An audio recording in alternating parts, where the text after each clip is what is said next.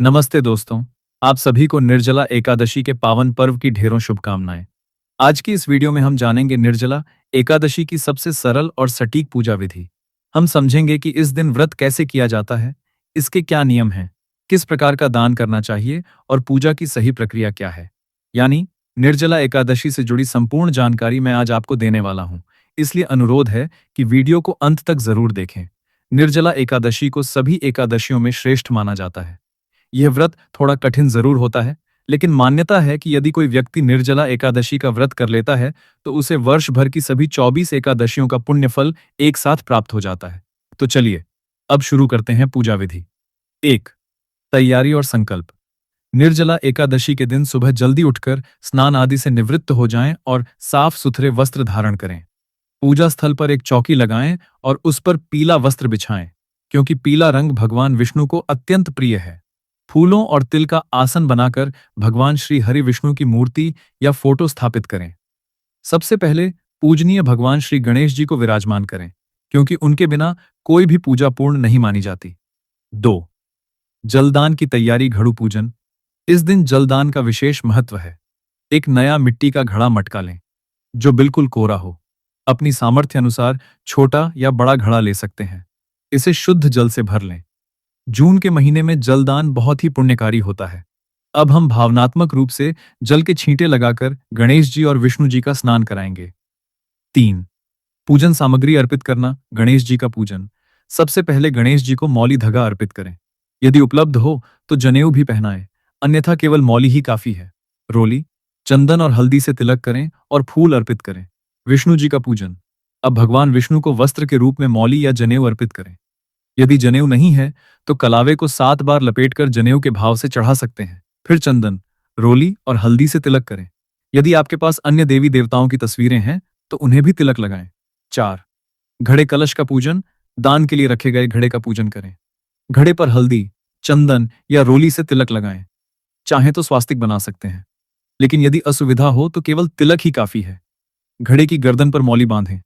चूंकि इस दिन मीठे जल का दान किया जाता है, इसलिए घड़े के ढक्कन के ऊपर चीनी रख दें।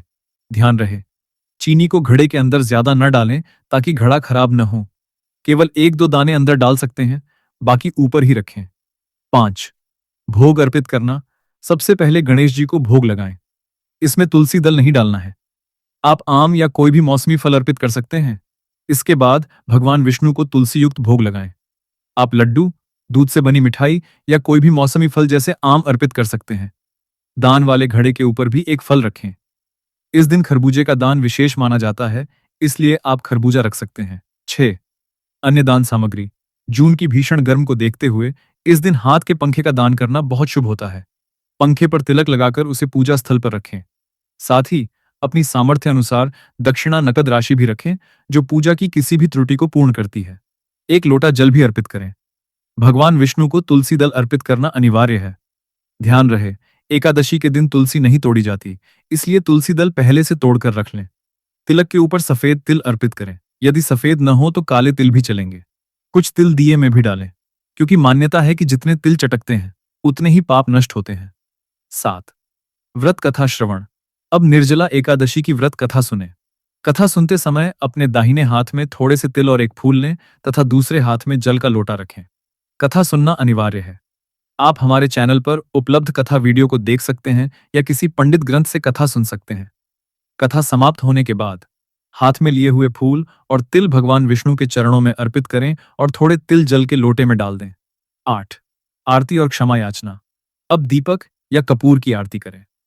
पहले गणेश जी की और फिर भगवान विष्णु की आरती बड़ी श्रद्धा और भाव से करें। आरती के बाद हाथ जोड़कर पूजा में हुई कमियों के लिए क्षमा मांगें और अपनी मनोकामनाओं की पूर्ति हेतु प्रार्थना करें। पूजा समाप्ति के लिए जल के लोटे से थोड़ा जल लेकर चौकी के ऊपर से 2 बार वारें और हाथ जोड़ लें। इसके बाद उसी जल से सूर्य देवता को अर्घ दें। 9. दान की प्रक्रिया। पूजा में चढ़ाई गई सभी सामग्री, जैसे जल से भरा घड़ा, चीनी, फल, पंखा, दक्षिणा और कपड़े आदि का दान करना आवश्यक है। इसे आप किसी गरीब व्यक्ति, योग्य ब्राह्मण या मंदिर में अर्पित कर सकते हैं। यह दान शाम को सूर्यास्त से पहले कर देना उत्तम है। यदि संभव न हो तो अगले दिन द्वादशी को व्रत पारण के बाद भी दान किया जा सकता है। ध्यान रहे, दान की गई वस्तुओं को स्वयं ग्रहण नहीं करना चाहिए। व्रत के नियम। निर्जला एकादशी के व्रत के दो तरीके हैं। एक, पूर्ण निर्जल व्रत श्रेष्ठ। इसमें सुबह से अगले दिन द्वादशी तक न तो जल पिया जाता है और न ही अन्न खाया जाता है। यह सबसे कठिन लेकिन सबसे अधिक फलदायी व्रत है। दो, सामान्य व्रत विशेष परिस्थितियों में। यदि आप बीमार हैं, गर्भवती हैं या स्वास्थ्य कारणों से निर्जल नहीं रह सकते, तो आप सुबह पूजा और जल दान करने के बाद जल ग्रहण कर सकते हैं। ऐसे में आप फलाहार या सात्विक भोजन ले सकते हैं, लेकिन अनाज चावल आदि वर्जित है। आप किस प्रकार का व्रत रख रहे हैं, हमें कमेंट सेक्शन में जरूर बताएं। यदि आपको यह जानकारी उपयोगी लगी हो, तो वीडियो को लाइक करें। यदि आप हमारे चैनल पर नए हैं, तो हमारे चैनल को सब्सक्राइब जरूर करें, जहां हम तीज, त्योहार और धर्म से जुड़ी महत्वपूर्ण जानकारी साझा करते हैं। आपका एक कमेंट और सब्सक्रिप्शन हमारा हौसला बढ़ाता है। मैं आप सभी से आज्ञा चाहूंगा। आप सभी को पुनः निर्जला एकादशी की हार्दिक शुभकामनाएं। जय श्री हरि।